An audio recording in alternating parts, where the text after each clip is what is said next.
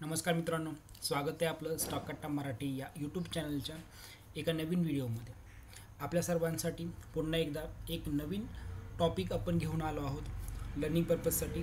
ठीक आहे, आजच्या टॉपिकचा विषय असणार आहे IPO. बऱ्याच ग्रुप मेंबर्सचं असं म्हणणं होतं की सर IPOबद्दल आम्हाला सविस्तर माहिती पाहिजे आहे. तर आज आपण IPO या विषयावरती एक सविस्तर व्हिडिओ बनवलेला आहे. ठीक आहे, IPO म्हणजे काय? IPO म्हणजे इनिशियल पब्लिक ऑफर.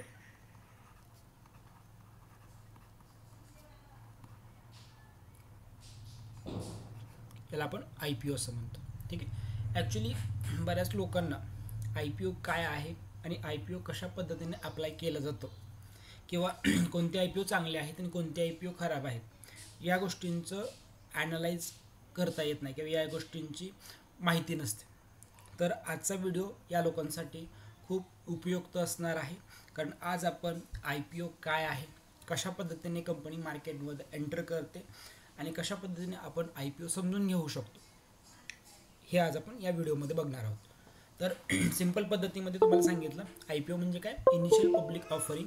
म्हणजेच की अशी प्रोसेस की ज्या प्रोसेसच्या थ्रू एक नवीन कंपनी मार्केटमध्ये लिस्ट होऊ शकते. यासाठी कंपनीला काय करावं लागतं? सेबी आणि एक्सचेंज यांची परमिशन गरजेची असते. एक्सचेंज म्हणजेच काय? NSE आणि BSE या दोघांची परमिशन जी आहे ती परमिशन रिक्वायर्ड आहे. आता IPO हे दोन प्रकारचे असतात. सगळ्यात महत्त्वाची गोष्ट की जेव्हा IPO समजून घेणार आहात तेव्हा IPO हे दोन प्रकारचे असतात ही गोष्ट माहीत असली पाहिजे.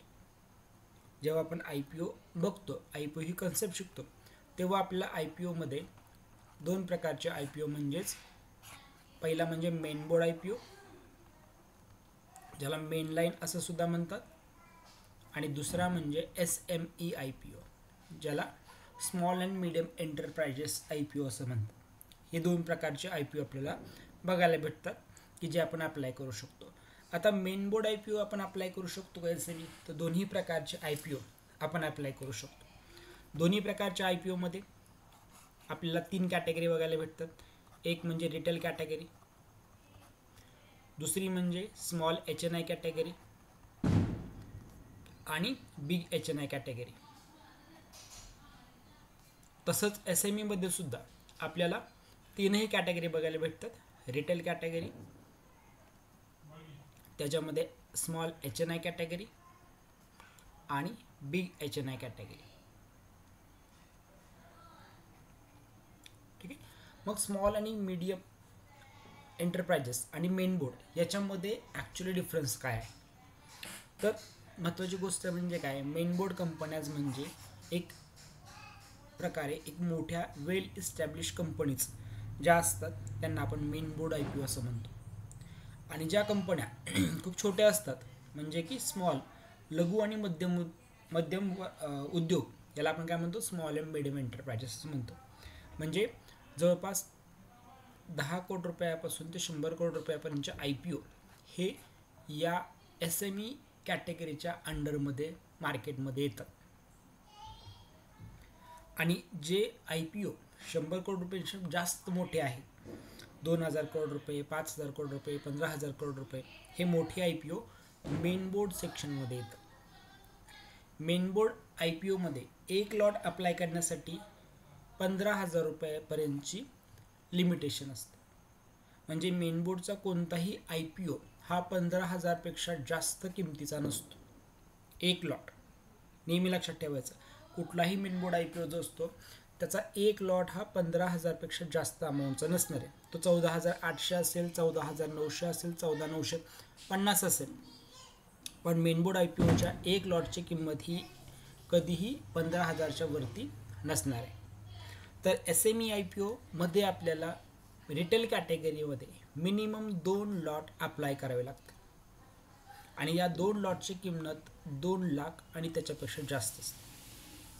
स्मॉल अँड मिडियम एंटरप्राइजेसमध्ये रिटेल कॅटेगरी असू द्या किंवा इतर अन्य कॅटेगरी असू द्या, आपल्याला 2 लॉट अप्लाय करावे लागणार आहेत नवीन नियमानुसार.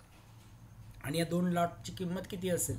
तर 2 लाख ते 2.5 लाख किंवा 2 लाख किंवा त्याच्यापेक्षा जास्त, म्हणजे आपल्याला कमीत कमी 2.5 लाख रुपये SME IPO साठी लावावे लागतात. आता SME IPO मध्ये मार्केट कॅप खूपच छोटी असल्यामुळे या स्टॉक्सला किंवा या कंपन्यांना आपल्याला व्यवस्थितपणे ओळखता येणं गरजेचं आहे.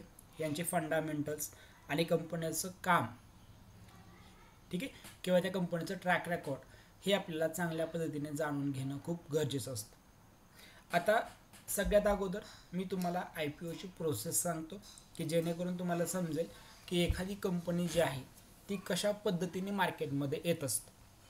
तर पहिलं आपण जाणून घेऊया की IPO या प्रोसेस थ्रू कंपनी मार्केटमध्ये कशी येते, त्याच्या काही स्टेप्स आहेत.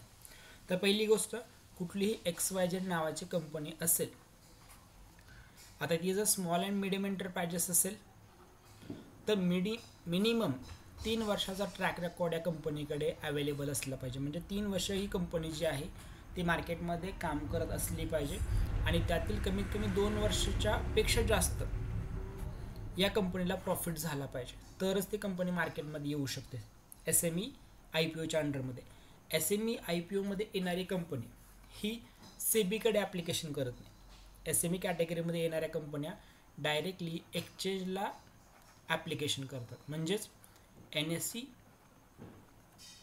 आणि BSE SME. NSEचं इमर्ज आणि BSE SME हे 2 प्लॅटफॉर्म आहेत की ज्याच्यावरती SME IPO लिस्ट होतं, NSE इमर्ज आणि BSE SME. तर जेव्हा कुठलीही SME कंपनी मार्केटमध्ये येणार असेल तर ते पहिलं अप्रूव्हल जे आहे ते अप्रूव्हल त्यांना या ठिकाणी एक्सचेंजचं घ्यावं लागतं. तर जेव्हा मेन बोर्ड IPO हा मार्केटमध्ये येणार असतो तेव्हा त्यांना सेबीचं अप्रूव्हल रिक्वायर्ड असतं. त्यांना सुरुवातीला सेबीचं अप्रूव्हल घ्यावं लागेल आणि सेबीने त्यांना ग्रीन सिग्नल दिल्यानंतरच मग कंपनी NSE किंवा BSE किंवा दोन्हीपैकी किंवा दोन्हीकडे काय करू शकते, ॲप्लिकेशन सादर करू शकते.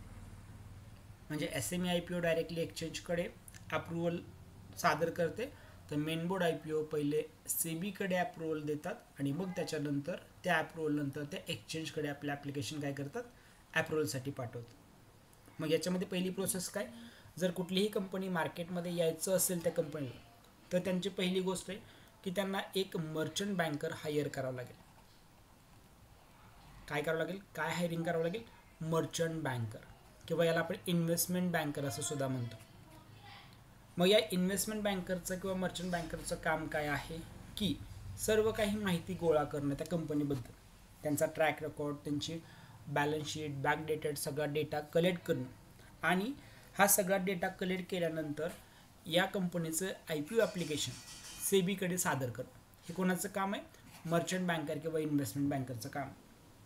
म्हणजे इश्युअर म्हणजे जी कंपनी मार्केटमध्ये आपला IPO इश्यू करणार आहे किंवा घेऊन येणार आहे या कंपनीमध्ये आणि सेबीमध्ये जो दुवा म्हणून काम करतो त्याला आपण मर्चंट बँकर किंवा इन्व्हेस्टमेंट बँकर असं म्हणतो. पूर्ण प्रोसेस जी आहे ही प्रोसेस कॅरी करायचं काम कोण करतं, मर्चंट बँकर किंवा इन्व्हेस्टमेंट बँकर. मग इन्व्हेस्टमेंट बँकर काय करतो, कंपनीची सर्व डिटेल्सची ॲप्लिकेशन तयार करून हे ॲप्लिकेशन काय केलं जातं, सेबीकडे सादर केलं जातं. सेबी म्हणजे काय, तर सेबी म्हणजे security exchange board of India, एक सर्वोच्च संस्था आहे जे गुंतवणूकदारांचं हित जोपासण्याचं काम करतं. मग सेबी या कंपनीचा सगळा डेटा जो असतो तो डेटा सेबी चेक करते. आता हा डेटा कशा पद्धतीने सादर केला जातो, तर याला आपण म्हणतो DRHP फॉर्मॅट. DRHP तुम्ही नाव ऐकलं असेल. DRHPचा लॉंग फॉर्म काय होतो, drafting of rate hearing prospect. Drafting of red hearing prospect हे एक डॉक्युमेंट आहे, याला एक पब्लिक डॉक्युमेंट असं म्हणतात. या डॉक्युमेंट्समध्ये या ठिकाणी कंपनीने त्यांचे जे काही सगळे डिटेल्स आहेत हे डिटेल्स सेबीकडे प्रोव्हाइड केलेले असतात. सेबी हे सर्व डॉक्युमेंट्स कंपनीची आर्थिक स्थिती, कंपनीचे मॅनेजमेंट, कंपनीवरती काही ॲलिगेशन आहेत का नाही या सगळ्या गोष्टींची खातरजमा करून सेबी यांना जेव्हा ग्रीन सिग्नल देते तेव्हाच मग कंपनी काय करू शकते की या ठिकाणी हे जे DRHP आहे किंवा न्यू ॲप्लिकेशन जे आहे ते एक्सचेंजकडे सादर करू शकते. ठीक आहे. मग एक्सचेंजकडे सादर केल्यानंतर एक्सचेंज यांना RHP डॉक्युमेंट रिलीज करण्यासाठी परमिशन देतं. आता या RHP डॉक्युमेंट्समध्ये काय असतं, तर RHP डॉक्युमेंट्समध्ये काय राहतं, तर या ठिकाणी आपल्याला 2 प्रकारच्या गोष्टी बघायला भेटतात.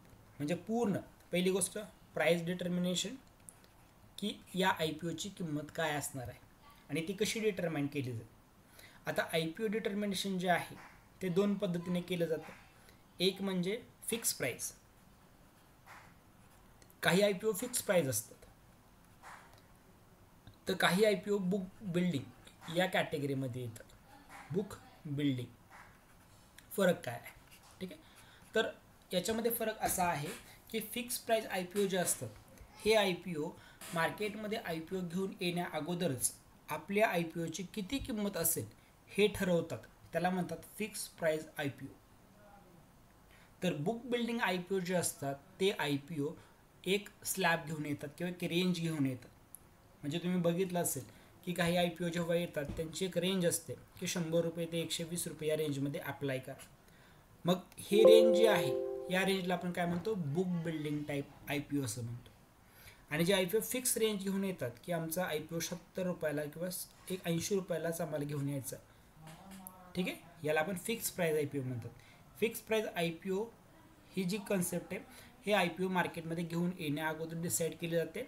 तर बुक बिल्डिंगमध्ये IPO ची किंमत ही एक स्लॅब दिला जातो आणि याच्यानंतर त्याचं जेव्हा मार्केटमध्ये तो IPO लिस्ट होणार असतो तेव्हा त्याचं प्राइस डिटर्मिनेशन होत असतं. हा फरक आहे. म्हणजे RHP मध्ये काय काय तुम्हाला बघायला भेटेल की तो IPO फिक्स प्राइस IPO आहे का तो बुक बिल्डिंग IPO आहे. त्याच्यानंतर तो जो IPO येणार आहे तो IPO कोणत्या डेटला येईल, म्हणजे त्याची ओपन डेट, त्याची क्लोजिंग डेट, तो रिलीज कधी होणार आहे म्हणजे तो लिस्ट कधी होणार आहे याची डेट, हा सर्व डिटेल जे असते ते RHP डॉक्युमेंट्समध्ये द्यावे लागतात. त्याचबरोबर RHP डॉक्युमेंट्समध्ये कंपनीची आर्थिक स्थिती म्हणजे फायनान्शियल डेटा, फायनान्शियल रिपोर्ट्स या सर्व गोष्टी ज्या आहेत त्या RHP रिपोर्टमध्ये पब्लिश करणं गरजेचं असतं. म्हणूनच याला पब्लिक डॉक्युमेंट असं म्हणतात की जेणेकरून आपण त्या कंपनीबद्दल सखोल माहिती घेऊ शकतो, ठीक आहे. म्हणजे अशा पद्धतीने जेव्हा एखादी कंपनी मार्केटमध्ये येणार असेल तर त्याला या प्रोसेसमधून जावं लागतं. पहिली प्रोसेस आहे इन्व्हेस्टमेंट बँकर हायर करणं. इन्व्हेस्टमेंट बँकर जो हायर केला जातो त्याचं काम आहे की कंपनीकडून जो डेटा कलेक्ट केला जातो त्या डेटाच्या आधारावर ते ॲप्लिकेशन बनवून ते ॲप्लिकेशन सेबीकडे सादर करणं. सेबी त्या ॲप्लिकेशनच्या थ्रू जाऊन सेबी ठरवते की कंपनीला ग्रीन सिग्नल द्यायचा का रिजेक्ट करायचं. सेबीने ग्रीन सिग्नल दिल्यानंतर DRHP डॉक्युमेंट्स जे सेबीकडे सादर केलं जातं ते डॉक्युमेंट्स पुढे एक्सचेंजकडे जातं. एक्सचेंज त्याला अप्रूव्हल दिल्यानंतर RHP डॉक्युमेंट्स रिलीज केलं जातं. RHP डॉक्युमेंट्समध्ये कंपनी प्राइस डिटर्मिनेशनसाठी फिक्स प्राइस IPO आहे का बुक बिल्डिंग IPO आहे हे मेन्शन करते. त्याच्यामध्ये कंपनी त्यांची opening date, closing date, IPO ची लॉट साईज या सगळ्या गोष्टी मेन्शन करते. त्याचबरोबर RHP डॉक्युमेंट्समध्ये कंपनीचा फायनान्शियल डेटा अवेलेबल असतो. आणि मेन गोष्ट कंपनी कोणत्या कारणासाठी मार्केटमध्ये येते याचं कारण कंपनीला त्या ॲप्लिकेशनमध्ये फिल करणं सगळ्यात महत्त्वाचं असतं. कारण एव्हरी टाईम एक्सचेंज असेल किंवा सेबी असेल हे कंपनीला विचारतातच की तुम्ही कोणत्या कारणासाठी मार्केटमध्ये येत आहात. मग काही अशी मेन रिझन आहेत की ज्या रिझनच्या थ्रू कंपन्या मार्केटमध्ये येतात. आता त्याचं पहिलं रिझन जे आहे ते म्हणजे जर कंपनीला त्यांच्यावरती कर्ज कमी करायचं असेल, टू रिड्यूस डेट, म्हणजे कंपनीला जर कर्ज कमी करायचं असेल तर या कारणासाठी कंपन्या मार्केटमध्ये IPO घेऊन येतात. दुसरं कारण आहे की फंड रेजसाठी, म्हणजे कंपनीला जर पैसा उभा करायचा तर या कारणासाठी कंपन्या मार्केटमध्ये IPO घेऊन येतात. तिसरं कारण आहे एक्सपान्शन, म्हणजे कंपनीकडे एखादा नवीन प्रोजेक्ट्स आहे किंवा कंपनीला आपल्या कंपनीचं एक्सपान्शन करायचं आहे, बिझनेस वाढवायचा आहे आणि या गोष्टीसाठी अजून कंपनीला मोठ्या फंडची गरज असेल तर या गोष्टीसाठी कंपन्या काय करतात, एक्सपान्शन करण्यासाठी या ठिकाणी IPO मार्केटमध्ये घेऊन येतात. चौथी गोष्ट आहे न्यू प्रोजेक्ट्स एक्झिक्युशन म्हणजे काही वेळेस काय होतं, कंपनीकडे खूप मोठे प्रोजेक्ट्स अवेलेबल असतात, पण कंपनीकडे फंड अवेलेबल नसल्यामुळं कंपनी ते काय प्रोजेक्ट्स आहेत ते प्रोजेक्ट्स रन करू शकत नाही. तर या कारणासाठी कंपनी त्या प्रोजेक्ट्सच्या आधारे मार्केटमध्ये IPO घेऊन येऊन त्याच्या थ्रू जो फंड उभा होतो त्याच्यामधून नवीन प्रोजेक्ट करण्यासाठी कंपनी काय करते, कॅपिटल एक्सपेंडिचर करण्यासाठी कंपनी मार्केटमध्ये येते.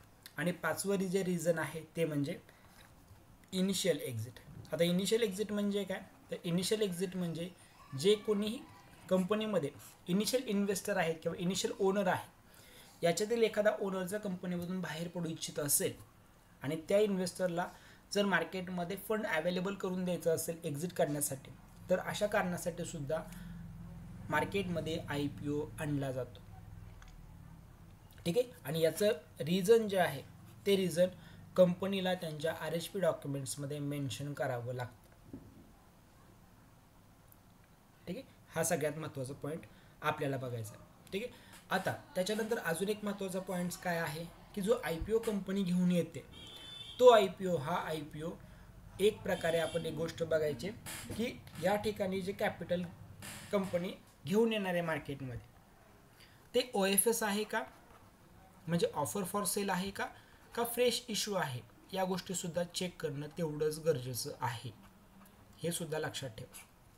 OFS म्हणजे काय, OFS म्हणजे ऑफर फॉर सेल.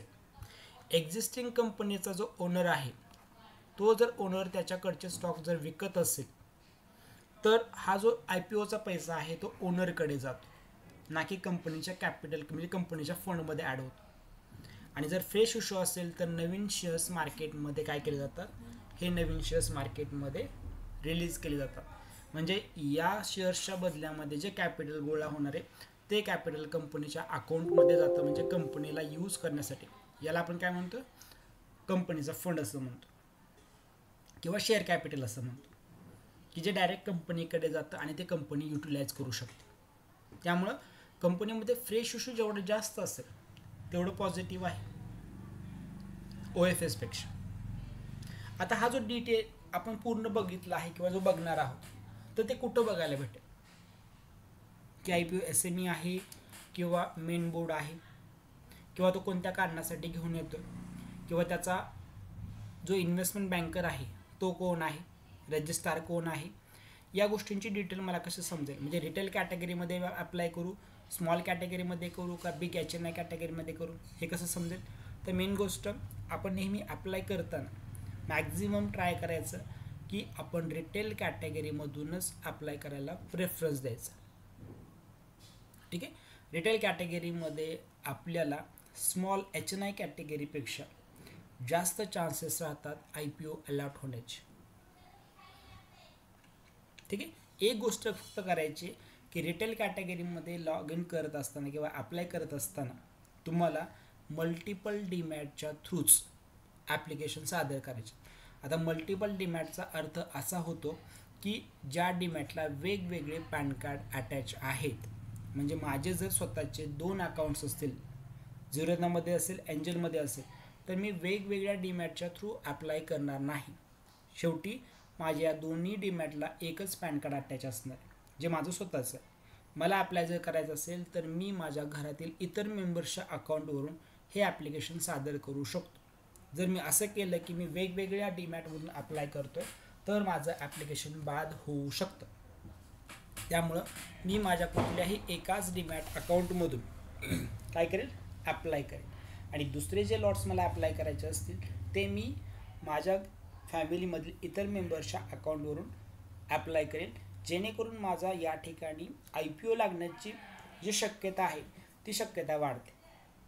दुसरी गोष्ट की जेव्हा मी IPO अप्लाय करतो तेव्हा मी जर एकाच डीमॅटमधून अप्लाय करतोय, पण मी एकाच डीमॅटमधून रिटेलमधून पण अप्लाय करतो आणि एकाच डीमॅटमधून पुन्हा एकदा किंवा दुसऱ्या डीमॅटमधून कशामध्ये करतोय, सेम पॅनमध्ये स्मॉल HNI मध्ये करतोय, तर ते दोन्ही ॲप्लिकेशन रिजेक्ट होतं. तुम्हाला कुठल्या तरी एकाच कॅटेगरीमध्ये अप्लाय करता येतं. शेवटी पॅन कार्ड एकच आहे, तुम्ही कुठल्याही डीमॅटमधून करा, तुम्हाला एकाच ठिकाणावरून अप्लाय करायचं आहे आणि एकाच कॅटेगरीमध्ये, एक तर रिटेलमधून करा किंवा स्मॉल HNI मध्ये करा किंवा बिग HNI मध्ये करा. ठीक आहे. स्मॉल HNI मध्ये आपण ज्यावेळेस अप्लाय करतो तेव्हा आपल्याला मिनिमम 2 लाख किंवा त्याच्यापेक्षा जास्त अमाऊंटमध्ये अप्लाय करावं लागतं. म्हणजे 13 लॉटपेक्षा जास्तचे अमाऊंट आपल्याला 13 लॉटपेक्षा जास्त लॉट अप्लाय करावे लागतात. रिटेल कॅटेगरीमध्ये आपण 1 ते 13 लॉट अप्लाय करू शकतो. 1 करा, 2 करा, 10 करा, चालेल. ते रिटेल कॅटेगरीमध्ये येतील. जेव्हा आपण 14 लॉटपेक्षा जास्त ॲप्लिकेशन एकाच डीमॅटच्या थ्रू करतो तेव्हा ते ॲप्लिकेशन आपलं स्मॉल HNI कॅटेगरीमध्ये घेतलं जातं. तर हा सर्व डेटा चेक करण्यासाठी आपल्याकडे 2 वेबसाईट अवेलेबल आहेत. पहिल्या वेबसाईटचं नाव आहे मनी कंट्रोल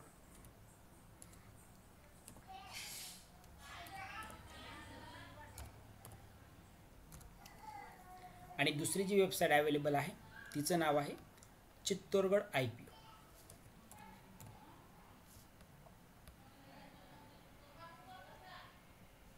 ठीक आहे. आता बघा, या ठिकाणी ज्या दोन्ही आपण वेबसाईट ओपन केल्या त्याच्यामध्ये तुम्हाला एक गोष्ट काय दिसते प्रामुख्याने, की 2 प्रकारचे IPO आहेत. एक आहे मेनलाईन IPO आणि दुसरा आहे SME IPO. तुम्ही चित्तोरगडवरती गेलात तर तुमच्यासमोर पुन्हा इकडे 2 ऑप्शन बघायला भेटतील. एक आहे इकडे IPO मध्ये आलात आणि IPO डॅशबोर्डमध्ये गेलो आपण तर आपल्यासमोर 2 प्रकारचे IPO. एक आहे मेन बोर्ड IPO आणि दुसरा आहे SME IPO. आता मेन बोर्ड IPO मध्ये खाली आल्यानंतर सध्या जे IPO येणार आहेत किंवा जे IPO येऊन गेलेत या हा सर्व डेटा आपल्यासमोर अवेलेबल. आता हा नवीन IPO होतोय 29 तारखेला ओपन होणार आहे. क्लोजिंग डेट 31 तारीख आहे.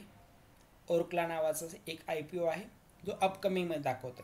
त्यानंतर माइंड वेस्ट झालं, मिड वेस्ट झालं, कॅनरा बँक झालं, कॅनरा रोबेक्यू झालं, हे सर्व IPO क्लोज झालेले.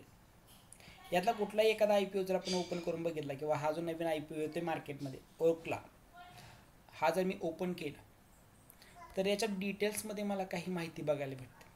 डिटेल्समध्ये काय आहे की आता हा जो IPO आहे तो कशा पद्धतीचा आहे. ठीक आहे. याच्यामध्ये मला लगेच माहिती बघायला भेटते की या ठिकाणी मला डिटेल्स दिली आहे की हा IPO कशा पद्धतीचा आहे, की फिक्स प्राईस आहे का बुक बिल्डिंग आहे. तर इश्यू टाईप काय आहे, book building. Issue type book building IPO आहे. तुमच्या लक्षात लगेच यायला पाहिजे की बुक बिल्डिंगचा अर्थ काय होतो, की स्लॅब, एक रेंज देणं. बुक बिल्डिंग IPO मध्ये IPOची किंमत ठरवली जात नाही, फक्त एक प्राईसची रेंज दिली जाते की आम्ही आमचा IPO जो आहे तो या किमतीच्या दरम्यान घेऊन येणार आहोत. मग मार्केटमध्ये ते IPOला जो रिस्पॉन्स भेटतो, जे ॲप्लिकेशन भेटतं त्याच्यावरून ठरतं की आफ्टर लिस्टिंग त्या स्टॉकची किंमत काय असेल. सध्या कंपनी डिमांड करते की 695 ते 730 रुपये या दरम्यान आमच्या स्टॉकची किंमत असेल. मग तुम्ही अप्लाय करताना या कुठल्याही म्हणजे 650 पासून 730पर्यंत कोणत्याही किमतीला अप्लाय करू शकता. पण मी सजेस्ट करतो की नेहमी अप्लाय करताना 730 या अप्पर लिमिटलाच नेहमी अप्लाय करायचं. आपल्याला कुठल्याही किमतीला जर अप्लाय करता येत असेल 695 ते 730 मध्ये, तरीसुद्धा नेहमी कट ऑफ प्राईस जी शेवटची किंमत असते या किमतीलाच आपण ॲप्लिकेशन टाकायचे, ज्याच्यामुळं आपला IPO लागण्याचा चान्स हा सर्वाधिक होतो. ठीक आहे. ही पहिली गोष्ट की हा एक बुक बिल्डिंग IPO आहे आणि जो NSE आणि BSE या दोन्ही एक्सचेंजवरती लिस्ट होणार आहे. त्याच्यानंतरची महत्त्वाची गोष्ट की हा जो सेल टाईप आहे तो कशा पद्धतीचा आहे, हा फ्रेश इश्यू आहे का OFS. तर हा IPO टोटली काय आहे, OFS असा आहे. OFS म्हणजे काय, या ठिकाणी एक्झिस्टिंग जे ओनर आहेत ते त्यांची ओनरशिप ट्रान्सफर करते. म्हणजे या ठिकाणी जे शेअर्स विकले जात आहेत, किती शेअर विकले जात आहेत, 2,28,43,004 हे जे शेअर्स मार्केटमध्ये विकले जाणार आहेत त्यांची व्हॅल्युएशन आहे 1600 करोड रुपयांची. हे व्हॅल्युएशनचे शेअर्स मार्केटमध्ये जे कंपनीचे एक्झिस्टिंग ओनर आहेत, प्रमोटर, हे मार्केटमध्ये विकत आहेत. म्हणजे येणारा पैसा कंपनीच्या कॅपिटलमध्ये ॲड नाही होणार, तो त्यांच्या ओनरकडे जाणार. आता हा ओनर जो आहे तो ओनर तो पैसा कंपनीसाठी वापरेल किंवा तो स्वतःसाठी वापरेल हे तुम्ही किंवा मी नाही सांगू शकत. त्याच्यामुळं OFS ऐवजी फ्रेश इश्यू किती आहे त्या IPOचा हे बघणं गरजेचं आहे. आता एक कंपनी होती पाठीमागे ज्यांनी चांगले लिस्टिंग दिले होते. कंपनीचं नाव आहे LG LG इलेक्ट्रॉनिक्स. ठीक आहे. आता या कंपनीबद्दल थोडंसं डिटेल्समध्ये बघितलं तर या ठिकाणी सुद्धा LGने काय केलं होतं, एक इश्यू प्राईस दिलं होतं, म्हणजे हा सुद्धा IPO बुक बिल्डिंग होता. आणि इथं सुद्धा आपल्याला एक प्राईस बँड भेटला होता. आपण या प्राईस बँडमध्ये ॲप्लिकेशन टाकले. या ठिकाणी आपल्याला बघा हा पण काय भेटतो, इथं एक OFS आहे. म्हणजे इथं सुद्धा आपल्याला काय बघायला भेटतं की या IPOमध्ये जो काही पैसा जाणार आहे तो त्या कंपनीच्या ओनर्सकडे, म्हणजे प्रमोटरचा जो स्टेक आहे तो काय होतो, ट्रान्सफर होतो आणि ते शेअर्स मार्केटमध्ये ट्रान्सफर केले जातात. तर हे बघणं गरजेचं आहे. आता काही ठिकाणी आपल्याला SME IPOमध्ये, जास्तीत करून SME IPOमध्ये काय बघायला भेटतं की या ठिकाणी बुक बिल्डिंग IPO एक फिक्स प्राईस IPO असं दिसतं. आता SME IPOमध्ये जर तुम्ही गेला, SME IPO डॅशबोर्ड एक येऊन गेलेला IPO आहे. आता हा सिहोरा इंडस्ट्रीज नावाचा IPO आहे. जर हा आपण ओपन केला तर याच्यामध्ये बघा, आता याच्यामध्ये काय दिसते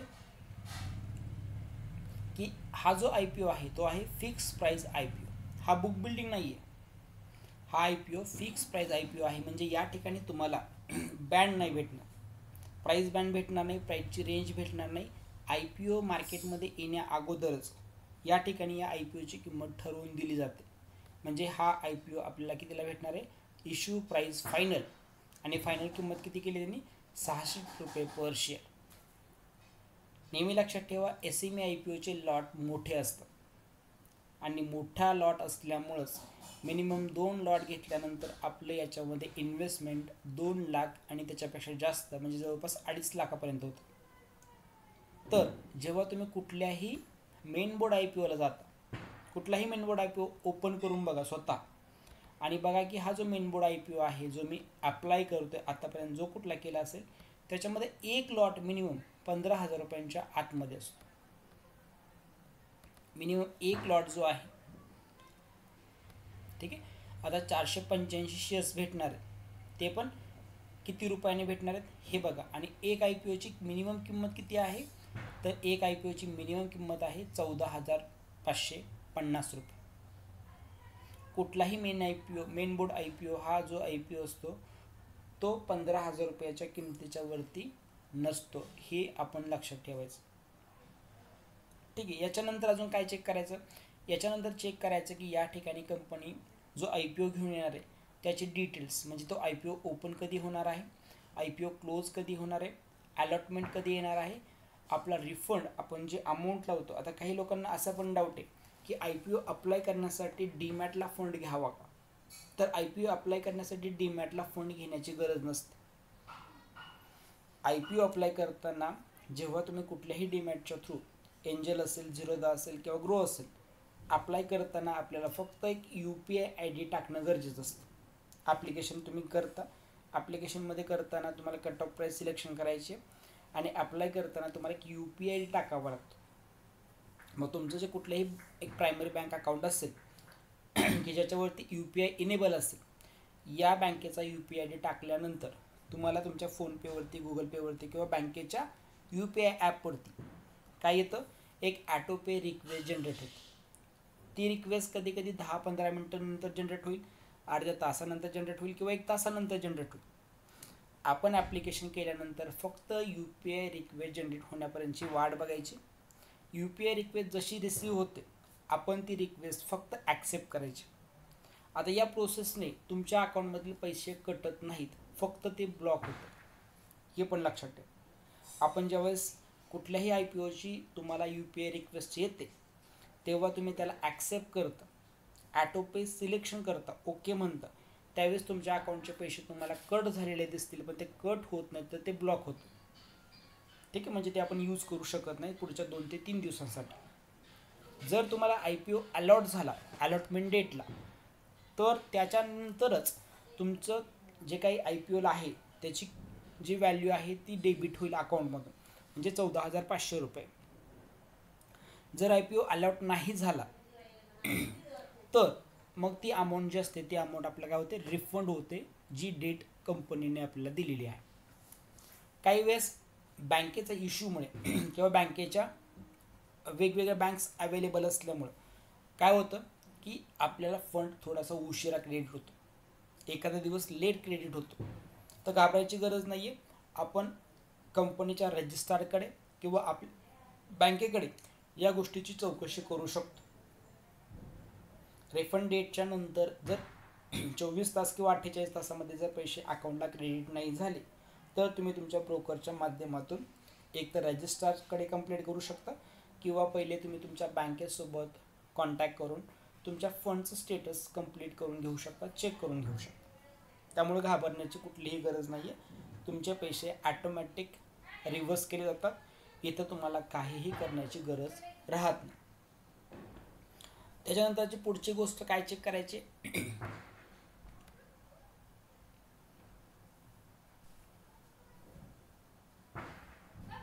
की कंपनीचे फंडामेंटल्स. आता पहिली गोष्ट कंपनीबद्दल थोडीशी माहिती तुम्ही घ्या. अबाउट द कंपनीमध्ये तुम्हाला कंपनी काय करते या गोष्टीची माहिती भेटते. ठीक आहे. त्याच्यानंतर आपल्याला चेक करायचं आहे कंपनीचे फंडामेंटल्स. आता फंडामेंटल्स मी पाठीमागं सुद्धा सेशन घेतला याच्यावरती. फंडामेंटल्समध्ये सगळ्यात महत्त्वाची गोष्ट काय तुम्हाला सांगितलेली आहे तरीसुद्धा कंपनीचं नेट इन्कम, कंपनीचं प्रॉफिट म्हणजे पॅट, कंपनीचं इबिटा, कंपनीचं डेप या गोष्टी मॅटर करतात. आता कंपन्या ज्या आहेत या मेजॉरिटी कंपन्या जेव्हा ते पीक पिरियडवरती असतात म्हणजेच काय की त्या खूप चांगलं प्रॉफिटेबल असतात तेव्हाच आपला IPO मार्केटमध्ये घेऊन येण्यासाठी आग्रही असतात. मग आपण चेक करायचं की कंपनीचं सध्याचं जे काही फंडामेंटल स्टेटस आहे की कंपनीचं इन्कम कंटिन्युअस वाढतं हे चेक करणं गरजेचं आहे. आता इथं बघा आपण जे बघतोय याच्यामध्ये हा जो रिझल्ट आहे कंपनीचा तो मार्च टू मार्च आहे. मेनबोर्ड IPOचे फायनान्शियल रिझल्ट्स 3 महिन्यानंतर सादर केले जातात किंवा करावे लागतात आफ्टर लिस्टिंग. पण SME कंपन्यांचे जे रिझल्ट्स असतात ते क्वार्टरली म्हणजेच हाफ क्वार्टरली दिले जातात. 6 महिन्यानंतर सादर करण्याची मुभा असते. हा फरक आहे, हा पण लक्षात ठेवा. ठीक आहे. आता इथं बघू शकतो आपण की आपल्याला ॲन्युअल इयर ऑन इयरमध्ये कंपनीच्या ॲसेटमध्ये वाढ होताना दिसते. मार्च नंतर जूनचा क्वार्टर असतो त्याच्यामध्ये सुद्धा आपल्याला वाढ दिसते. आता टोटल इन्कममध्ये बघायला गेलं तर टोटल इन्कम जे आहे ते आपल्या इथं वाढताना दिसते इयर ऑन इयरमध्ये. मग आपण म्हणू शकतो की इथं हे कमी कसं झालं, तर मेन गोष्ट या ठिकाणी हे क्वार्टर ऑन क्वार्टर आहे. मार्च नंतर हा रिझल्ट जो आहे तो जूनचा आहे, जून क्वार्टरचा आहे. म्हणजे अजून आपल्याला पुढे क्वार्टर्स येणार आहेत आणि मग त्याच्यानंतर या ठिकाणी मार्च 25 नंतर मार्च 26चा इयर ऑन इयरचा आपल्याला रिझल्ट बघता येणार. तर आपण इथपर्यंत बघू शकतो की कंपनी आता पॅटमध्ये बघा लॉस मेकिंग कंपनीपासून ते कंपनी प्रॉफिटेबल कंपनी आणि विथ इन्क्रीजिंग पॅट. म्हणजे पॅट म्हणजे काय असतं, profit after tax. Tax cut झाल्यानंतर कंपनीच्या हातामध्ये काय शिल्लक राहते. तर या ठिकाणी कंपनी लॉस मेकिंगपासून एक प्रॉफिटेबल कंपनीकडे या कंपनीची वाटचाल सुरू आहे. इबिटा कंपनीचा वाढत आहे, नेट प्रॉफिट कंपनीचं वाढतं आहे. ठीक आहे. कंपनीचे सरप्लस आणि रिझर्व वाढत आहेत आणि याबरोबर कंपनी यांचं जे बॉरोईंग आहे म्हणजे जे कर्ज आहे ते कर्ज मेंटेन करते किंवा स्टेबल ठेवायचं काम करते. म्हणजे फंडामेंटल्सवरती नजर टाकल्यानंतर आपल्याला एक गोष्ट समजते की फंडामेंटली ही कंपनी चांगली आहे. अशा कंपनीमध्ये अजून जर डिटेल्स स्टडी केला तर लक्षात येऊ शकतं की अशा कंपनीमध्ये आपण काय करू शकतो की एक स्टेबल ग्रोथ एक्सपेक्ट करू शकतो किंवा लॉंग टर्मला असे स्टॉक घेऊन जाऊ शकतो. मग यासाठी तुम्हाला अशा कंपनीचा बिझनेस समजून घेतला पाहिजे की ॲक्च्युली कंपनी करते काय आणि येणाऱ्या काळामध्ये या कंपनीला काय भविष्य असेल.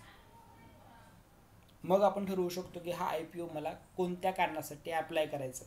म्हणजे मी याला फक्त लिस्टिंग गेनसाठी अप्लाय करू का हा स्टॉक मी लॉंग टर्मसाठी घेण्यासाठी अप्लाय करू. या गोष्टी आपल्याला ठरवता येतात.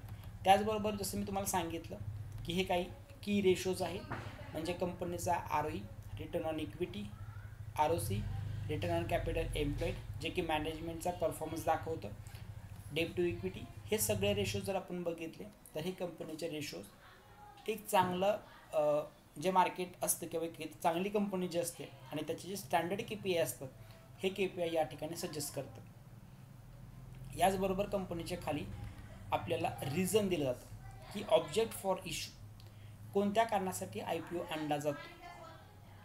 मग repayment of portion certain outstanding boring, म्हणजे आता या ठिकाणी कंपनीला काय करायचं आहे, प्रीपेमेंट करायचं किंवा एक शेड्यूल रीपेमेंट करायचं कर्जाचं 310 करोड रुपये जे आहेत, ही कंपनी प्रीपेमेंट किंवा शेड्यूल रिपेमेंट करणार आहे त्यांनी घेतलेल्या एका आउटस्टँडिंग कर्जावर.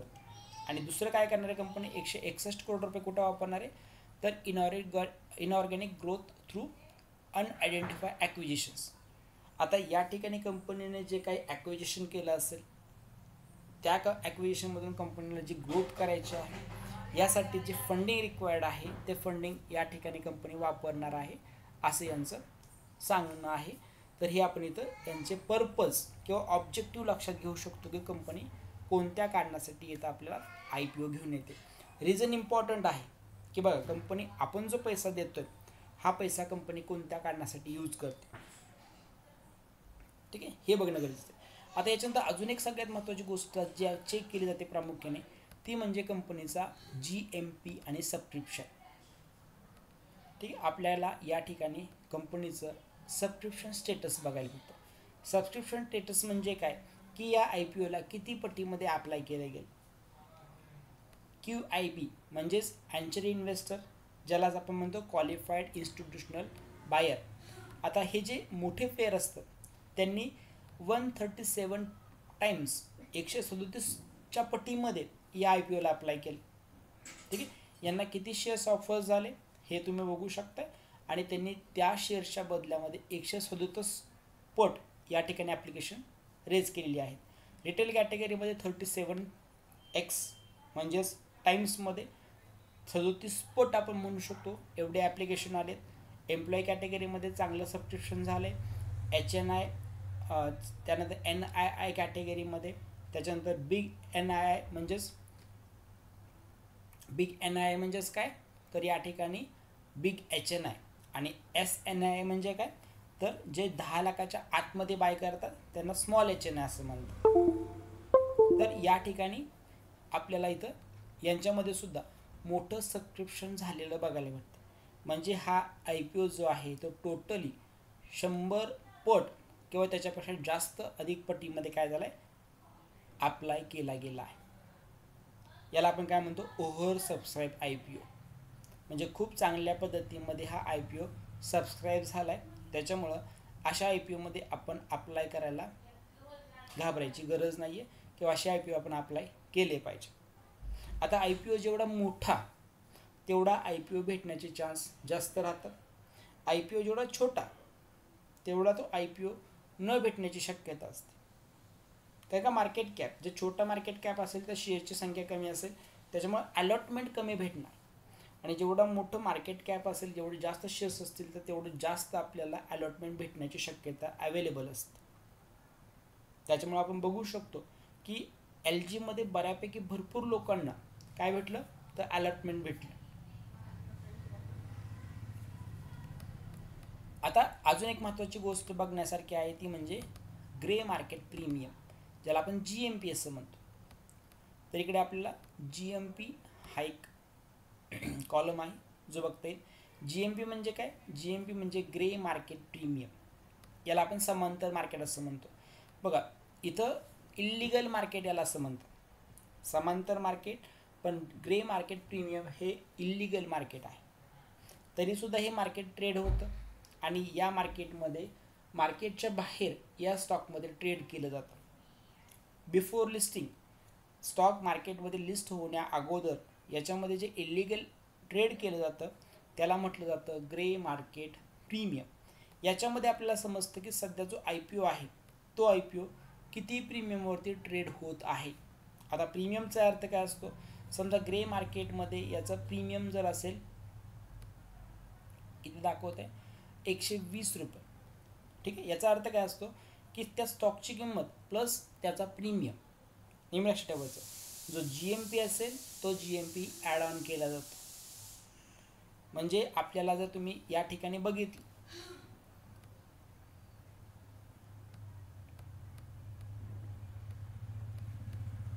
LG या IPO बद्दल आपण उदाहरण बघूया.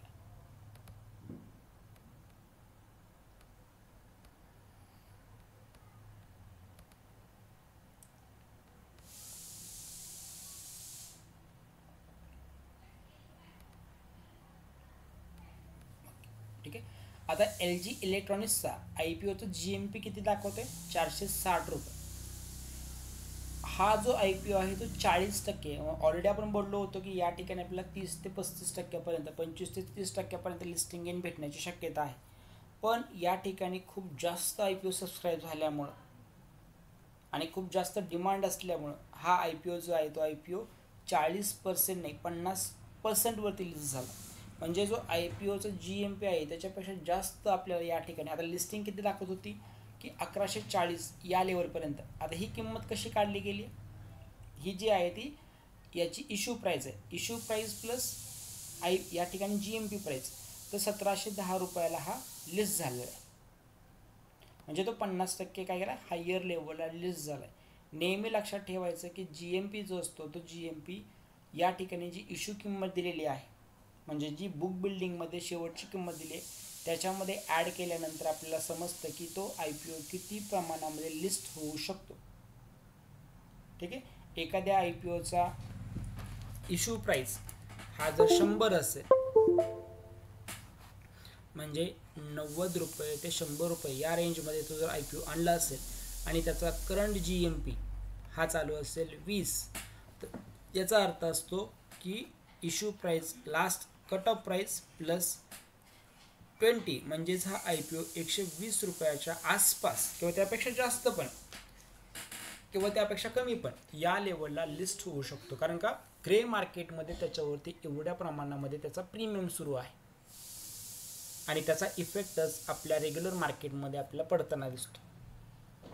तर GMP सुद्धा एक गोष्ट आहे की जी मार्केटमध्ये आपण त्या IPO वरती चेक करणं गरजेचं आहे. ठीक आहे. जे की आपल्याला हिंट देते की मार्केटमध्ये जो IPO येणार आहे तो IPO किती पटीमध्ये किंवा किती पर्सेंटेजमध्ये आपल्याला लिस्टिंग गेन देऊ शकतो. आता अजून एक लास्ट क्वेश्चन, की जे IPO येतात ते वेगवेगळ्या वेबसाईटवरती जाऊन चेक करावे लागतात. बऱ्याच वेळेस आपण वाट बघत बसतो की ॲक्च्युली IPO चेक कुठं करायचं. तर हे कोणाला विचारायची गरज नाही आहे. तुम्ही चित्तोडगडवरती किंवा या ठिकाणी मनी कंट्रोलवरती गेल्यानंतर आपल्याला एक गोष्ट बघायला भेटते की या ठिकाणी इथं एक रजिस्ट्रार दिलेला असतो. IPO ओपन केलात, IPO डॅशबोर्डमध्ये सर्व IPOs अवेलेबल असतात. हे सर्व मेनबोर्ड IPO आपल्याला बघायला भेटतील. मग हे जे मेनबोर्ड IPO आहेत, ज्या IPOचे सबस्क्रिप्शन आपल्याला चेक करायचे अलॉटमेंट, त्या IPOला ओपन केल्यानंतर त्याच्यामध्ये तुम्हाला काय भेटेल, रजिस्ट्रार डिटेल बघायला भेटेल की याचा रजिस्ट्रार कोण आहे. SBI कॅपिटल हा कोण आहे, इन्व्हेस्टमेंट बँकर आहे. आणि रजिस्ट्रार कोण आहे, तर MUFG लिंकेन टाईम. ठीक आहे. मग तुम्ही फक्त काय करायचं आहे या ठिकाणी, मग याची वेबसाईट कुठे भेटेल, या वेबसाईटवरती जरी क्लिक केलं या रजिस्ट्रारवरती तरी या ठिकाणी खाली डिटेल्समध्ये तुम्हाला याची वेबसाईट बघायला भेटेल. ठीक आहे. इथं आहे याची वेबसाईट, HTTP. इकडून तुम्ही कॉपी केलं याला आणि जरी पेस्ट केलं तरी आपल्याला या ठिकाणी IPOचं स्टेटस बघायला भेटेल. हे झालं लिंकेन टाईम. दुसरीकडे अजून दुसरा कुठला, आता LG आहे. LG मध्ये तुम्ही गेलं,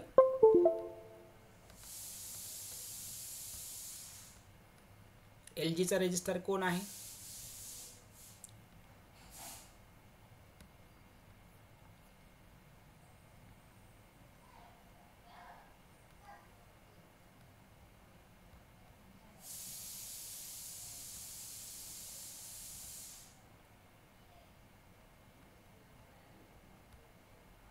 एक मिनिट.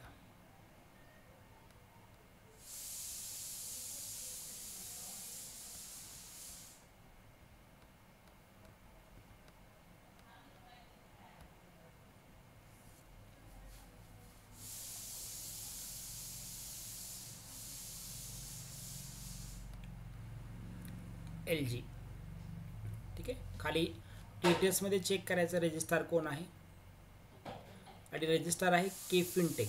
आता याची वेबसाईट माहीत नसेल किंवा डायरेक्टली गुगल केफिनटेक IPO जरी केलात तरी वेबसाईट तुम्हाला भेटून जाईल, किंवा याच्यावरती क्लिक करून तुम्हाला खाली आल्यानंतर याची लिंक या ठिकाणी भेटून जाईल, वेबसाईट लिंक. मग ही कॉपी करायची आहे आणि तुम्ही या ठिकाणी येऊन केफिनटेकवरती जाऊन तुमचं IPO स्टेटस चेक करू शकता. ठीक आहे. ही आहे. इकडे तुम्ही IPO सिलेक्ट करू शकता. पॅन नंबर किंवा डीमॅट अकाउंट नंबर किंवा ॲप्लिकेशन नंबरच्या थ्रू आपण या ठिकाणी करू शकतो. आपल्याकडे पॅन कार्ड अवेलेबल असतं. सिम्पली पॅन कार्ड टाकायचं आणि सबमिट केल्यानंतर तुम्हाला IPO अलॉट झाला आहे किंवा नॉट अलॉटेड अशा पद्धतीने 2 ऑप्शन येतील. अलॉटेड असेल तर तुम्हाला IPO भेटलं आहे, नॉट अलॉटेड असेल तर IPO भेटलेलं नाही आहे. हे आपण सिम्पल पद्धतीने चेक करू शकतो. म्हणजे एवढं सोपं आहे की तुम्ही साध्या पद्धतीने IPO समजून घेऊ शकता आणि IPOला विस्तृत पद्धतीने जाणून घेऊ शकता. 2 प्रकारचे IPO असतात हे लक्षात ठेवा. जी कुठलीही कंपनी IPO घेऊन येते त्या कंपनीचे फंडामेंटल्स चेक करणं गरजेचं असतं, कारण ती एक नवीन कंपनी मार्केटमध्ये येणार असते. मग या नवीन कंपनीमध्ये आपल्याला कुठल्याही पद्धतीचं टेक्निकल ॲनालिसिस करण्यासाठी संधी नसते. तर अशा कंपन्यांना तुम्ही त्यांच्या वेबसाईटवरती जाऊन त्या कंपन्याचे पूर्ण फंडामेंटल्स डेटा जो RHP मध्ये दिलेला आहे तो चेक करून मगच तुम्ही ठरवायचं आहे की या कंपनीमध्ये आपण इन्व्हेस्टमेंट करू शकतो का नाही, सध्याचं या कंपनीचं व्हॅल्युएशन कसं आहे, आणि ही कंपनी जी मार्केटमध्ये येणार आहे त्या कंपनीला त्याच्या मार्केटमध्ये ऑलरेडी अवेलेबल असलेल्या कंपन्यांसोबत म्हणजे पीएससोबत कम्पेअर करून याचं व्हॅल्युएशन चेक करायचं. ठीक आहे. मग आपल्याला IPO मध्ये चांगली संधी भेटू शकते. IPO ही अशी प्रोसेस आहे की ज्याच्यामध्ये आपण जास्त रिस्क न घेता योग्य पद्धतीने ॲनालिसिस करून घर बसल्या आरामात पैसा कमवू शकतो, ते पण अगदी सहज सोप्या पद्धतीने. ठीक आहे. SME IPO हे थोडे रिस्की असतात कारण त्यांचं मार्केट कॅप हे अगदी छोटं असतं. त्यामुळं त्या कंपन्यांवरती IPO अप्लाय करताना विशेष करून त्यांचे सर्व फंडामेंटल्स आणि त्याच्यातले जे काही तुमचे महत्त्वाचे पॉईंट्स असतील हे जाणून घ्या आणि मगच ठरवा की तो SME IPO मला अप्लाय करायचा आहे किंवा नाही. कारण बऱ्याच वेळेस मी असं पाहिलं आहे की मोठी इन्व्हेस्टमेंट लोक करतात आणि SME IPO मध्ये हे लोक मोठ्या लॉसमध्ये अडकून बसतात. तर आपली रिस्क लक्षात घ्या आणि त्या रिस्कच्या अगेन्स्टमध्येच मग मेन बोर्डमध्ये अप्लाय करायचं की SME मध्ये अप्लाय करायचं हे आपण स्वतः ठरवा. ठीक आहे. तर अशा पद्धतीने अजून नवीन नवीन व्हिडिओ बघण्यासाठी आपल्या चॅनलला नक्की तुम्ही सबस्क्राईब करा, लाईक करा, शेअर करा. जास्तीत जास्त प्रयत्न असेल माझा की चांगल्यात चांगले व्हिडिओ आपल्यापर्यंत पोहोचवावे आणि त्याच्यामधून तुम्हाला नवीन नवीन गोष्टी शिकायला भेटा. ठीक आहे. तर जास्तीत जास्त सपोर्ट करा. आपण जेवढं जास्त सपोर्ट करणार तेवढ्याच चांगल्या पद्धतीने मी अजून प्रयत्न करेल की जास्तीत जास्त चांगलं कंटेंट आपल्यापर्यंत घेऊन येऊ. Okay, thank you.